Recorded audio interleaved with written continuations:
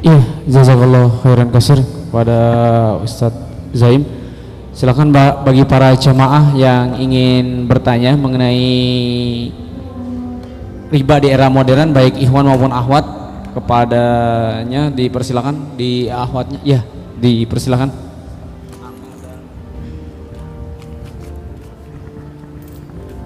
Assalamualaikum warahmatullahi wabarakatuh. Waalaikumsalam. Saya mau tanya, Ya. asuransi itu kan haram hukumnya ya Pak. Betul. Terus bagaimana sekarang tentang sistem pemerintah yang warganya itu wajib mempunyai BPJS, padahal kitanya tuh nggak mau.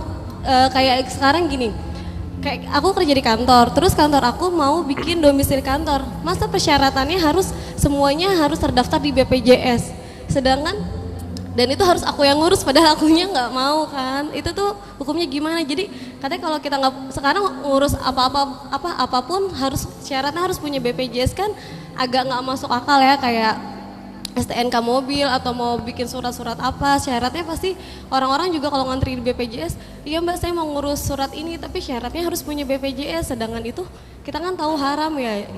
Itu gimana sih, padahal kita benci banget bikin itu, tapi kan kayak aku harus bikinin karyawan semuanya, dan harus selalu ke situ karena setiap sebulan sekali harus laporan ke sana kan.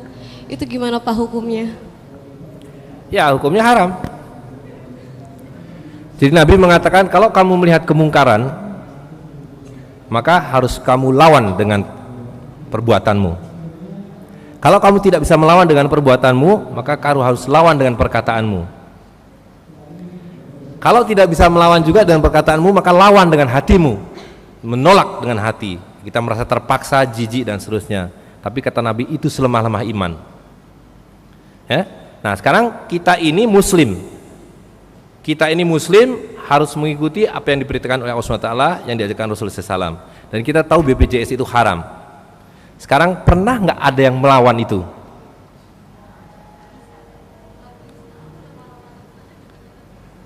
Iya kan? Karena mbak sendirian. Gitu. Poinnya adalah hari ini kita biarkan kezaliman itu. Jadi itu yang saya bilang tadi. Allah SWT mengatakan, aku hancurkan riba dan aku suburkan sedekah. Hari ini kita menyubur-nyuburkan riba, sedekah hancur. Nah karena itu apa yang harus kita lakukan? Kita ubah diri kita sendiri. Tentu kecuali dalam keadaan terpaksa. Kalau kita tidak pakai BPJS terus kita mati. Apa betul kita menolak BPJS kita mati hari ini? Dengan katanya kita masih punya pilihan. Dan kalau kita masih punya pilihan, dalil darurat itu nggak bisa dipakai. Karena kita punya dalil darurat. Kalau memang terpaksa, jadi darurat itu kriteria yang 3. 1, bahwa kamu terpaksa. Dan sebelum terpaksa, kamu sudah berupaya untuk menjalankan sesuatu yang membuat kamu tidak terjebak pada darurat.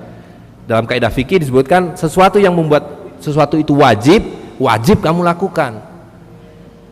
Ya kan? Jadi sekarang ini dinar dan dirham itu hanya dengan dinar dan dirham kita sah membayar zakat.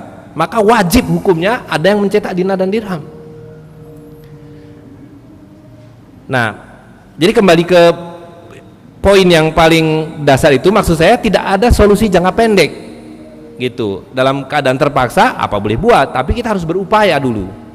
Dan yang kedua adalah terpaksa. Dan yang ketiga, begitu sudah kenyang, jadi babi itu bukan halal dimakan, tapi wajib dimakan, karena kalau nggak dimakan mati. Tapi begitu sudah makan, kata Allah berhenti, jangan berlebih-lebihan, ya kan? Nah itu baru darurat. Nah hari ini menurut saya keadaannya belum darurat, kecuali kalau sudah darurat kita nggak pakai BPJS kita mati. Kita masih punya pilihan, gitu.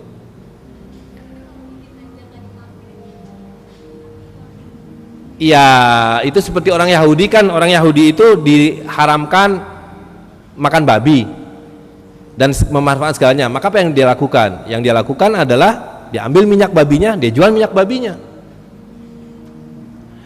Diharamkan dia memancing ikan di hari Sabtu, yang dilakukan adalah dia memasang jerat di hari Jumat, diambil di hari Sabtu, diambil di hari Minggu. Jadi bilang saya nggak melanggar hukum, hari Sabtu saya nggak mancing, tapi dia masang jerat hari Jumat, manennya hari Minggu. Itu kelakuan orang Yahudi. Hari ini kebanyakan kita mengikuti sejengkal demi sejengkal, setapak demi setapak, sampai masuk liang kadal kita ikut. Ya kan, di sini ada bank, kita bikin bank syariah. Di sini ada asuransi, kita bikin asuransi syariah. Sekarang di sini bikin BPJS, bilang BPJS haram, nah dibilang kita bikin BPJS syariah. Begitu seterusnya. Itu. Jadi dengan kata lain yang saya mau katakan adalah bahwa kita harus paham dulu bahwa itu haram, dan kita harus berusaha untuk menegakkan yang halal supaya kita tidak terpaksa dan tidak terjerat dengan yang haram. Nah, jadi dalam gambaran yang lebih umum tadi, apa yang harus kita lakukan? Kita harus menegakkan yang halal. Jadi besok hari Sabtu di Depok ini ada pasar. Disitulah kita berjual beli tidak dengan uang kertas tapi dengan dinar dan dirham. Silakan hadir, bawa dirhamnya. Kalau nggak punya dirham, tukarkan rupiah dengan dirham, belanja dengan dirham. Yang mau berjualan silahkan di situ, tidak ada sewa, tidak ada pajak, tidak ada riba. Nabi mengatakan sunnahku di pasar sama dengan sunnahku di masjid. Tidak boleh disewakan, dia merupakan wakaf, tidak boleh dipajaki, tidak boleh dimiliki secara pribadi. Hari ini pasar tidak ada, uang tidak ada, maka menjadi kewajiban sebagian, ini fardu kifayah, untuk menyelenggarakan pasar, untuk membuat dinar dirham. Dan lebih jauh dari itu adalah menegakkan amar, yaitu menarik dan membagikan zakat. Nah, ini satu aspek yang perlu dibahas satu kali, bahwa umat Islam itu harus berjamaah. Kalau tidak berjamaah, maka seperti hari ini bukan muslim namanya. Ya, karena muslimin itu harus berjamaah, dipimpin oleh para amir, para sultan. Kalau tidak, maka kita dipimpin para bangkir. Kita dikelabuhi setiap hari, kita diperas setiap hari. Nah, jadi sekali lagi bahwa kita harus memikirkan solusi jangka panjangnya. Nah, jangka pendeknya tentu kalau dalam keadaan tertentu menjadi keadaan darurat, dengan catatan bahwa kita sudah mencoba untuk menghindari darurat itu, gitu. Tapi paham dulu bahwa itu haram. Jadi kita jijik. Kalau kita nggak jijik, nggak mengatakan itu haram, kita nggak akan jijik, senang. Malah kita kerja di agen asuransi. Ya kan? Ya, yang lain silakan. Jazakallah, semoga terjawab Mbak ya. Wah, ikhwannya banyak. Silakan lebih merapat lagi ikhwannya.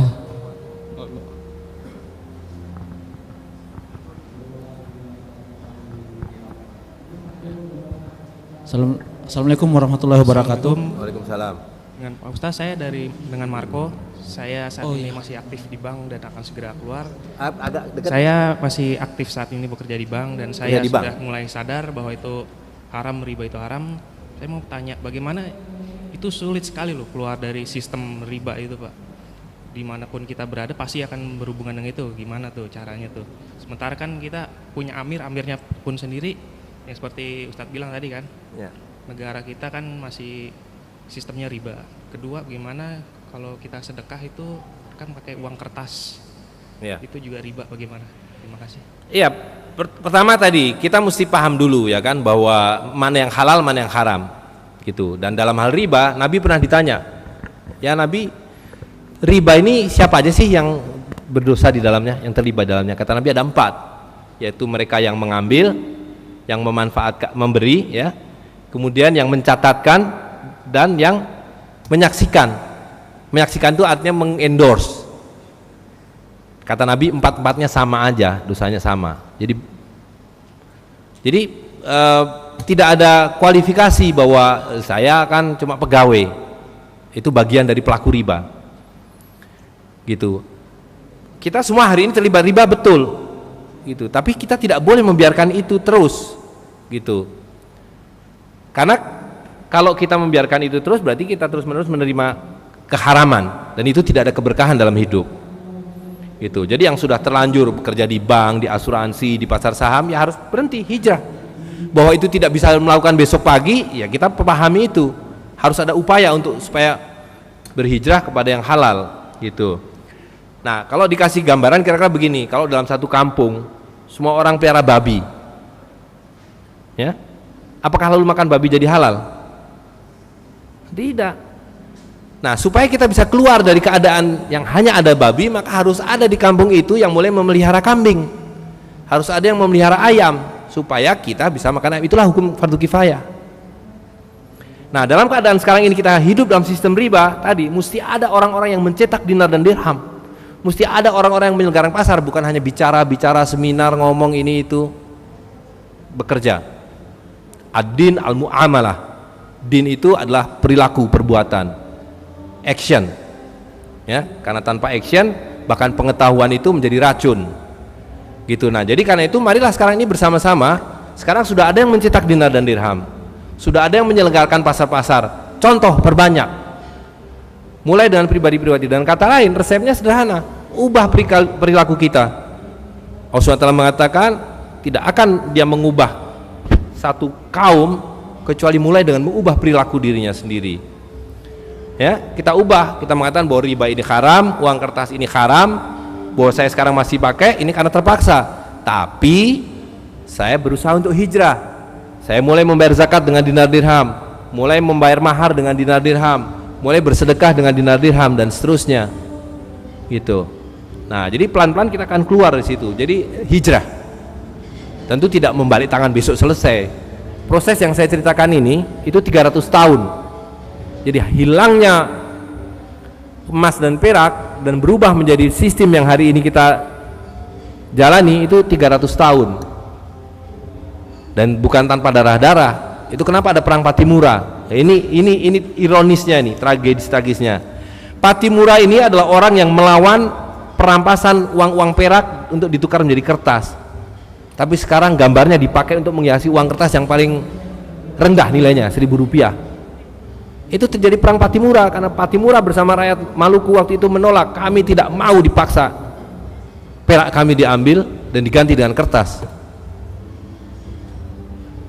Itu dicatat oleh sejarawan Des Alwi dalam bukunya tentang sejarah Maluku Utara. Kenapa ada perang Patimura? Antara lain karena dipaksa oleh orang Belanda. Kalau orang Belanda membeli cengkeh, dia bayar pakai kertas. Tapi kalau rakyat disuruh bayar pajak, dipaksa bayarnya pakai uang perak. Itu cara mereka merampasnya. Gitu. Nah, jadi kembali ke pertanyaan ini, sama keadaan kita. Sekarang ini kita dilingkupi oleh lautan riba. Karena itu kita sama-sama. Jadi kita tidak dalam posisi untuk menghakimi orang. Kita semua dalam keadaan sama kok. Dompet saya juga isinya kertas, tapi selain kertas dompet saya isinya perak, isinya emas, dan saya menolak untuk bertransaksi dengan rupiah kalau semua orang masih mau dengan perak, dengan emas. Itu yang namanya darurat. Jadi dompet saya masih berisi kertas karena darurat. Bukti kedaruratannya adalah dalam dompet saya juga punya sekantong uang perak dan uang emas. Iya kan? Jadi kalau saya membeli sesuatu, saya beritahu dulu, saya bayar dulu dengan perak. Kalau dia bilang ya nggak bisa, kita nggak bisa paksa, terpaksa masih pakai rupiah. Nah, itu yang harus kita lakukan hari ini. Itu yang saya maksud membalik prosesnya. Tukarkan rupiah, kertas, dolar, apapun dengan emas dan perak, sebarkan pada masyarakat.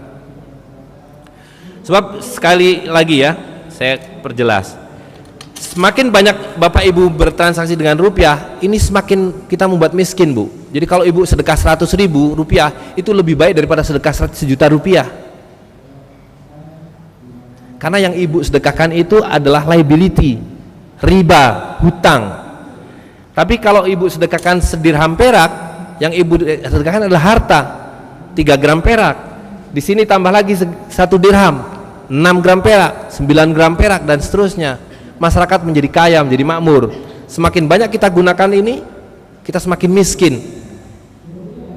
Dulu harga telur Rp2.000, hari ini harga telur Rp25.000. Itu adalah karena akibat kita terus menerus menggunakan ini, riba. Gitu. Silakan yang lain.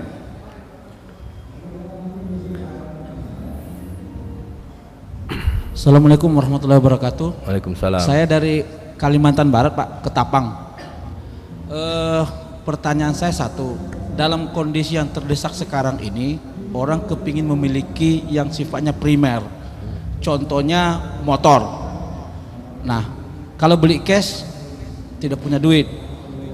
Nah, ada tawaran yang mungkin yang disebut dengan sistem riba tadi. Nah, tidak ada pilihan lagi, dia harus kredit. Nah, apa yang bisa kita perbuat dalam hal ini, Pak? Itu aja. Ya, pertanyaannya sama. Apa betul kita nggak bisa beli motor kecuali dengan kredit? Bahkan sebelum itu, apa betul kita harus punya motor? Ya kan? Jadi tidak ada itu alasan bahwa kita itu mati kalau tidak punya motor atau mati kalau tidak beli motor dengan kredit. Jadi nggak bisa diterima alasan itu. Jadi hukum haramnya tetap haram. Gitu. Nah, yang perlu kita pahami tadi, kenapa motor sekarang mahal? Ya kan? Dulu saya ingat saya SMA, belum terlalu lama, saya SMA itu tahun 79, saya dibelikan motor oleh bapak saya cuma 900.000 rupiah.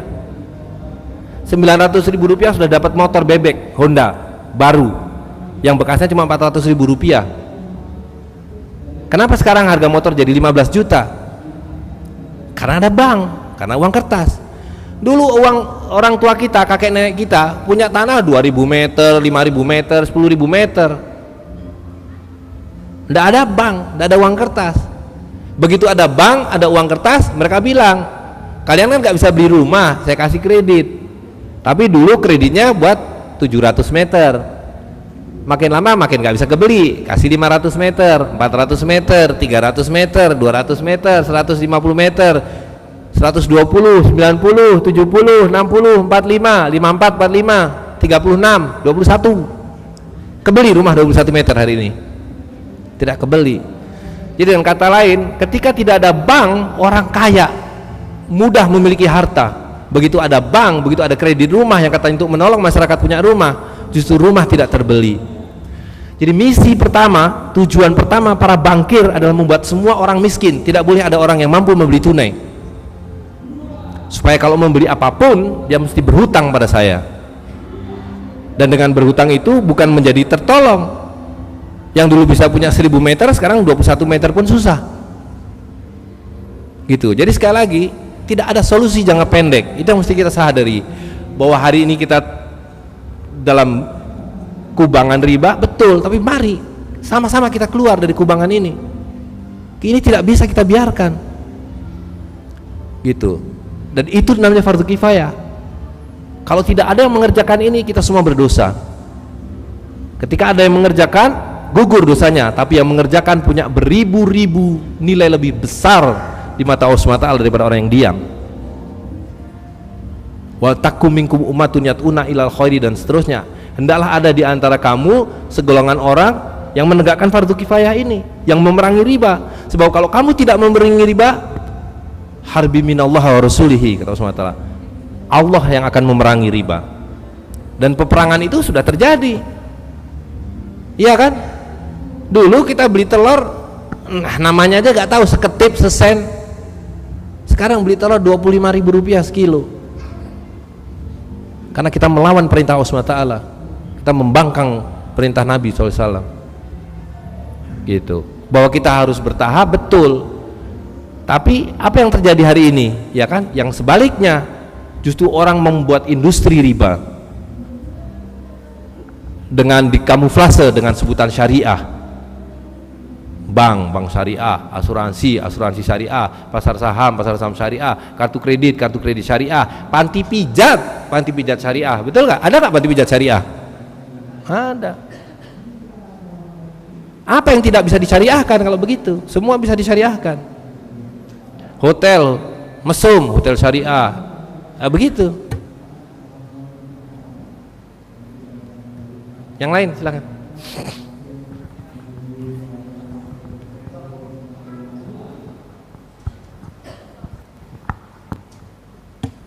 Assalamualaikum warahmatullahi wabarakatuh. Waalaikumsalam. Terima kasih atas waktunya. Yang ingin saya tanyakan di sini adalah terkait karena riba di saat ini di Indonesia itu sudah menjadi sistem. Tadi Ustadz bilang salah satu solusinya adalah kita meninggalkan riba itu dengan bertransaksi dengan dinar atau dirham.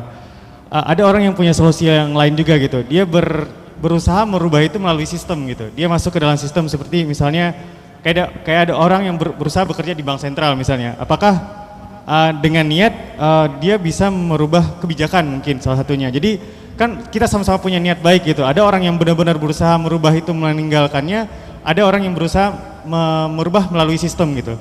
Kan dalam kaidah fikih pun juga disebutkan kalau misalnya sama-sama mudarat, kita ambil mudaratnya yang lebih kecil gitu ya maksudnya. Jadi apakah menurut Ustadz merubah melalui sistem itu diperbolehkan dengan cara misalnya salah satunya kita kalau misalnya muncul bank syariah itu setidaknya sudah lebih baik gitu dengan sistem akad atau apapun yang namanya plesetan dari sistem bank konvensional yang ada saat ini, tapi mereka merubah melalui sistem. Karena kan kalau misalnya kita bernegara, kita punya sistem gitu, kita tidak bisa merubah itu melalui mungkin melalui individual bisa gitu, tapi kalau kita bernegara kita harus punya sistem dan mengikuti sistem itu gitu. Apakah merubah melalui sistem itu menurut Ustadz dengan bekerja di lembaga-lembaga yang bisa mengambil kebijakan, nggak hanya bank sentral dan sebagainya, atau dengan cara yang menurut saya sih sama-sama baik gitu? Apakah menurut Ustadz dengan cara seperti itu bisa dianggap baik gitu dengan untuk? Oke, terima kasih. Ditangkap satu pertanyaan Ustaz dari bapaknya. Assalamualaikum warahmatullahi wabarakatuh. Nama saya Giovanni. Ustadz, mau tanya Ustadz, kalau penggunaan uang kertas itu cuma untuk tujuan praktis, jadi artinya misalnya negara Indonesia mengeluarkan uang kertas senilai taruhlah 4.000 triliun begitu, tapi di backup di dalam Bank Indonesia ada emas dan perak senilai 4.000 triliun tersebut. Apakah itu menjadi dibolehkan Ustadz? Karena mungkin penggunaan uang kertas ini tetap dibutuhkan dalam hal segi kepraktisan. Saya ambil contoh misalnya kalau kita mau membeli rumah seharga 5 miliar atau 10 miliar begitu Ustadz, untuk setiap orang membawa emas dan perak senilai hal tersebut, mungkin saya nggak tahu apakah akan terlalu tidak praktis begitu Ustadz. Nah mungkin ini uang kertas ini menjadi alasan praktis, tapi tetap harus di backup dengan nilai yang sama. Nah bagaimana pendapat Ustadz mengenai hal tersebut? Baik, pertama jadi gini, sistem itu ada riba, tapi yang terjadi bukan yang kapitalisme menjadi syariah, tapi syariah ini menjadi sepenuhnya kapitalistik. Sini bank syariah, kartu kredit syariah. Jadi yang terjadi adalah bukan islamisasi bank, tapi adalah ribaisasi Islam. Jadi Islam sepenuhnya dibuat tunduk patuh pada riba, dan itu sudah terjadi 70 tahun lamanya. Dan kalau ditanya, ya kan kita mencoba. Jadi itu dalih saja. Tidak ada sedikit pun alasan yang bisa membenarkan itu. Satu. Yang kedua, riba itu adalah satu persoalan yang sangat clear. Riba haram. Wa halahul bai' wa harama riba. Titik. Kalau kita pakai rasio, pakai rasionalisme, kita bisa bikin 1000 daftar kebaikan uang kertas, data 1000 keburukan uang kertas, nggak akan ketemu. Ada yang bilang 1000 kebaikan dan 1000 keburukan, tapi Rasulullah mengatakan haram, titik, selesai gitu. Nah jadi itu dalih saja, dan dalam kenyataannya begitu. Itu yang saya tulis detail di buku Tidak Syar'inya Bank Syariah, dan tidak ada satupun orang yang pernah membantah buku itu. Dan saya tahu semua yang bekerja di Bank Syariah, semua ulama yang mendukung Bank Syariah, semua konsultan yang Bank Syariah tahu bahwa Bank Syariah itu haram. Mereka tahu itu haram dan tidak akan pernah bisa menjadi halal. Tapi mereka selalu berdalih, ya kita sedang menuju kepada yang halal. Gitu. Nah, kembali ke soal tadi. Jadi itu posisinya tadi dalam fikih itu ada yang disebut ain dan dain. Jadi posisi dain itu halal ketika kita mengatakan bahwa ini saya punya 1 dinar emas, ini adalah kwitansinya. Tetapi kwitansi ini, dain ini tidak boleh dipakai buat jual beli secara umum. Posisinya hanya sebagai surat hutang. Artinya ketika mau buat jual beli, dia harus dikembalikan dulu, kontraknya disetelkan dulu, diambil ainnya, baru dipakai buat beli kambing. Nah, kalau tidak melalui langsung begitu pun boleh. Misalnya saya adalah orang yang menerima amanah, Mas Einstein sama Bapak sama-sama menitipkan emas pada saya dan sama-sama memegang ain, ya kan? Ketika bilang saya mau beli kambing saudara, tapi emasnya ada di saya, pakai saja ain ini. Nah, ini tidak boleh, kecuali Bapak memerintahkan pada saya, tolong pindahkan emas saya kepada Mas Einstein. Dengan kata lain, kontrak ini digugurkan dulu, baru dikeluarkan dain yang baru. Nah, jadi itu ada alasan paling pokok kenapa kita tidak bisa menimbun emas dan menggunakan kertas ini, dain ini sebagai alat jual beli. Karena disitulah awal munculnya uang kertas. Nah, alasan yang kedua adalah alasan justru kepraktisan. Tidak mungkin ada emas yang cukup untuk backup, dan itu persis alasan kenapa ini dilepas. Karena kerakusan kita membuat kita, jadi orang bilang, apakah emas cukup untuk alat jual beli? Pasti cukup. Karena Allah SWT menciptakan emas untuk alat jual beli, tidak ada alasan lain. Haram hukumnya menggunakan emas untuk keperluan apapun, kecuali sebagai alat tukar, kecuali ibu-ibu sebagai perhiasan, karena perempuan adalah perhiasan. Kasih sayang Allah memberikan emas sebagai perhiasan perempuan. Tapi bagi kita haram hukumnya. Satu-satunya yang halal penggunaan emas hanyalah sebagai uang.